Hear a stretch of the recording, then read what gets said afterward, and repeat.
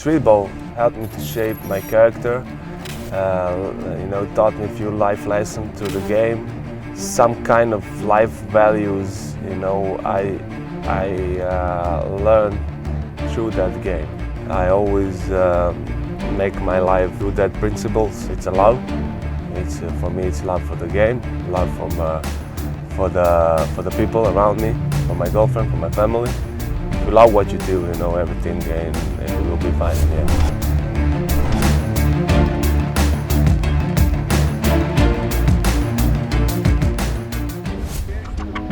Hi Dusan. Hi. Welcome to Bucharest again, because it's not your first time, so this time you will be my guide in Bucharest, okay? Okay, let's go. Let's go and see Dusan's Bucharest.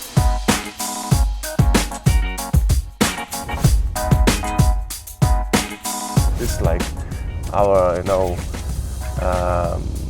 favorite tournament. This and Moscow Open is like two best tournaments for us, and we want to come no matter cost. It's always a pleasure to come here and compete. I was honestly really surprised because I never went in Romania before that. A lot of people, they didn't know information that Bucharest is one of the largest cities in Europe, very alive. It's looking really good. They call it like Paris of Eastern Europe. There's a lot of things to see. People are super welcome. I was really surprised and amazed by the city and all that Bucharest can give you. Dusan Bulut.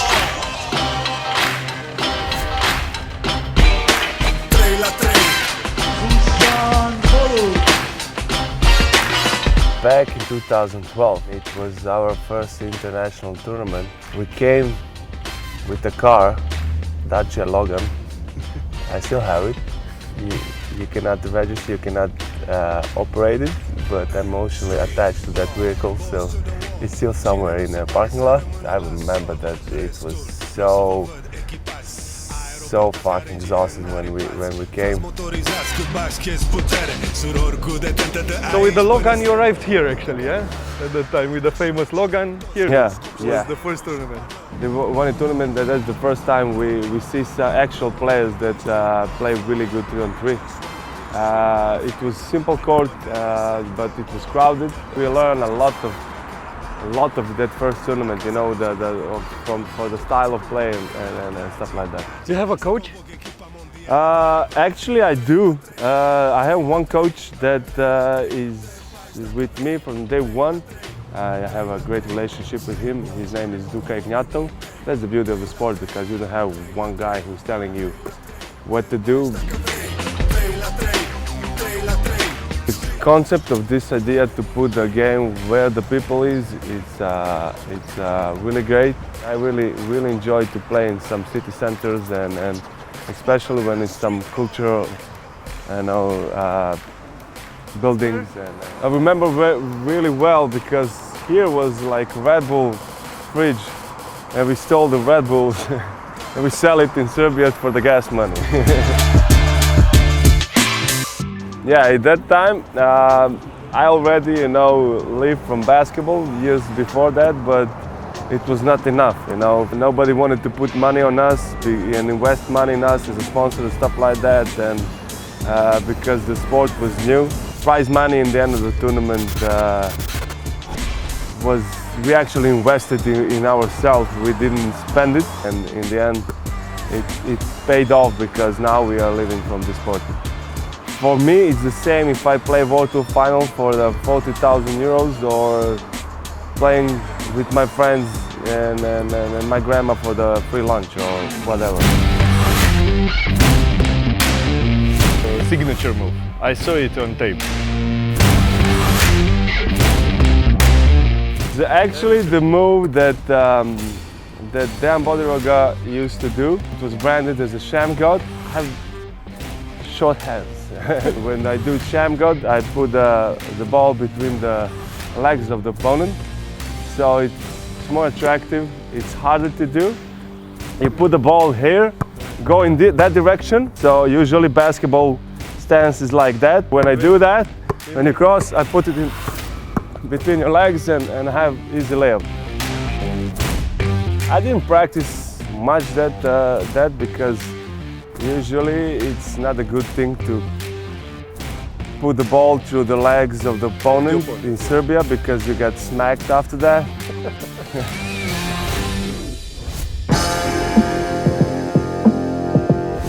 This is the mark for the center of Bucharest, the University Square. And here is another good place for streetball, yeah? The perfect place.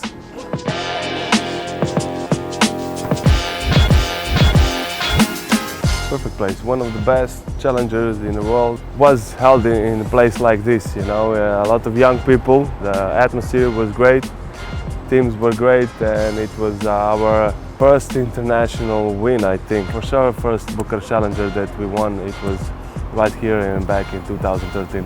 What's your worst reaction after a loss? I have a bad temper, I have a lot of emotions. I became mad and do some silly stuff. Shoot the ball with my leg. Up in the air? Yeah, it was over here. So actually I grabbed the ball, I slam it, and go, I think it was on the third floor, I break the window. So it was the bank and alarm set off. So yeah, so the police came, you know, and it was like, And you said, yeah, now it's funny. Me. Now it's funny. Now everybody's like talking about it. But I have really luck that Sport Arena are great guys, and they, you know, understand what the players are going through the one tournament, and you know, they just say, yo, relax, and we're gonna take care of that thing. Is it hard for you to recover after a loss? It's not. It's not because I watch in loss as a thing that I'm bad or my team is bad. So it's for me great thing to learn a lesson. You know, it's motto: win or you learn. It's always been like that. So actually, you learn a lot about yourself and your game by losing, not by winning. It was a long wish of mine to be the best in what I do. Now it's more about how far I can go to be the greatest player of one generation. For me, it's still a learning process. Somewhere back in your mind, you know, you need to remember who you are and what are your beginnings.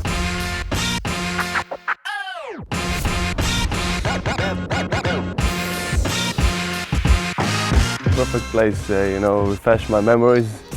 It is the place that we won our first European Cup after a few years of bad results in a European Cup and a lot of callings that we are not shaped to do it. But last year was that year, you know, and it is right now a great feeling to be back on this place. A lot of Serbian people came from Serbia to watch the games and cheer for us, and it was like a fairy tale ending, you know. That's the reason that we play. Yeah? That's the reason that I play. That's the reason why I play as a style that I have, you know. This game, from my point of view, is not just our team to enjoy it, you know. The people on the bleachers need to enjoy it too. You need to entertain them. And that's the beauty of the game. Without the fans, I think we will be nothing.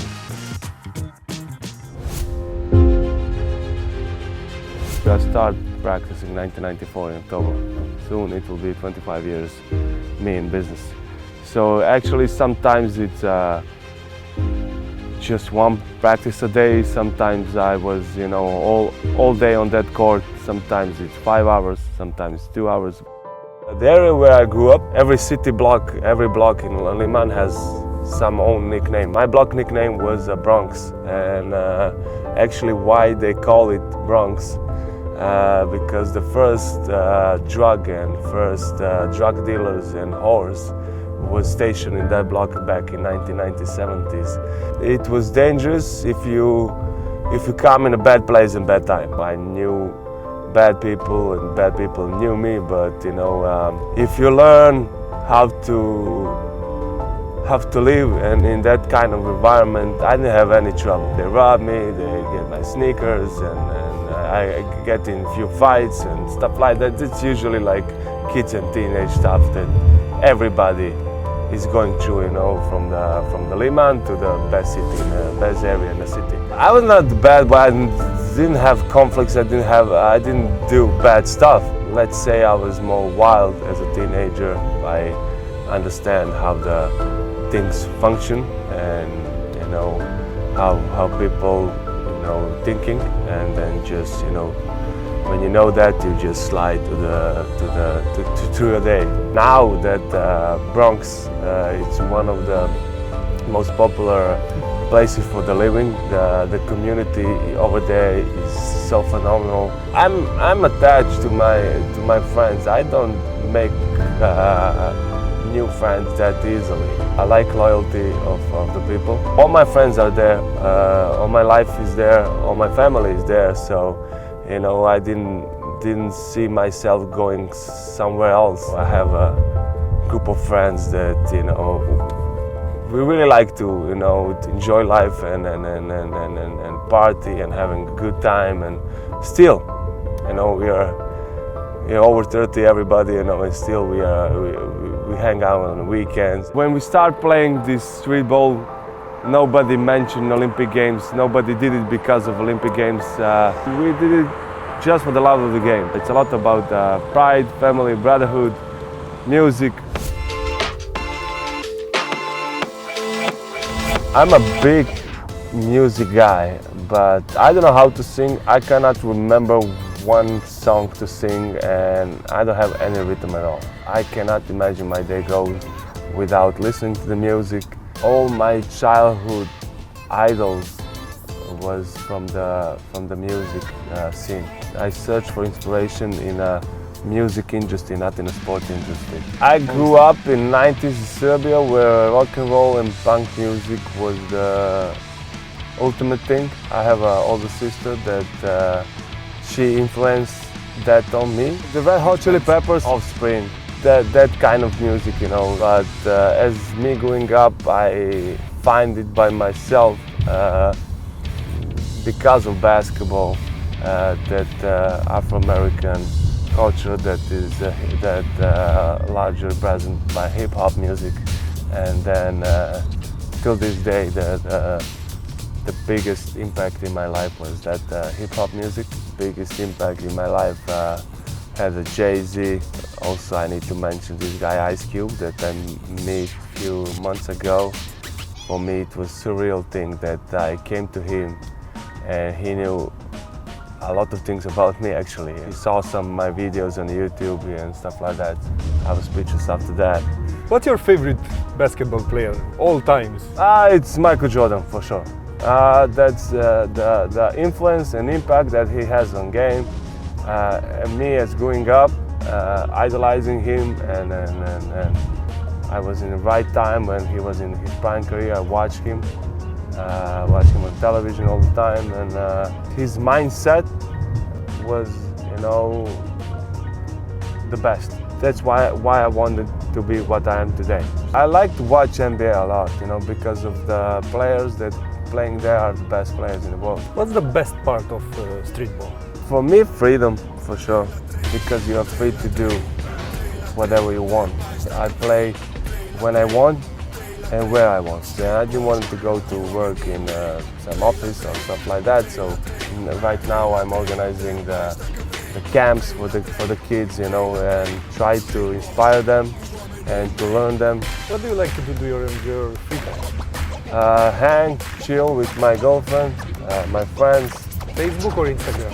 Instagram. In Instagram I have interaction with the fans, and do you get a lot of messages? yes. When we lose on World Cup or the third spot, some kid like cursed on us, like on a comment, like, you motherfuckers, you assholes, stuff like that. He said, why, man? Like, I just, why with the smiley? And he said, fuck you, I lost 20 euros on a sporting bet. I said, 20 euros, man. The hardest part of football? The interviews.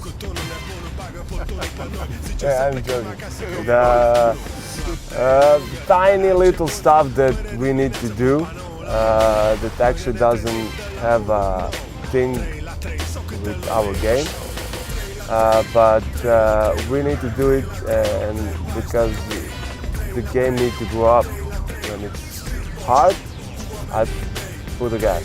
When the practice is hard, it's not actually that hard for me because I love it, and I can wake up in the morning and do it once again. I didn't speak like this, I don't know how long. I think actually this is like first major interview I did after the victory. I was not in the mood for interview this morning, but my philosophy, sometimes you do things that you don't want to do because of friendship.